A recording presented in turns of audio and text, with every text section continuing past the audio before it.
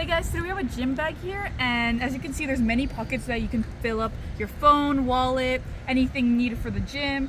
Here's a big pocket to have your supplies in here. We just have random supplies, as you can see.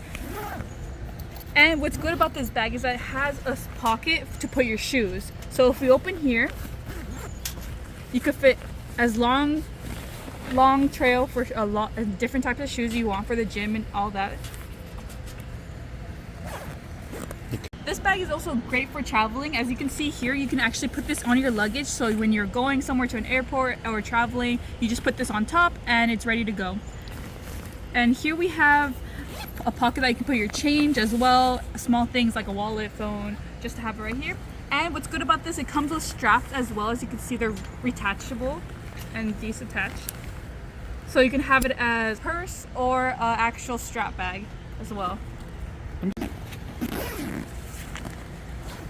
Oh wow.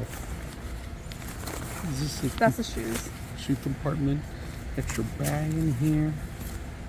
As you can see, she's a yarn lady.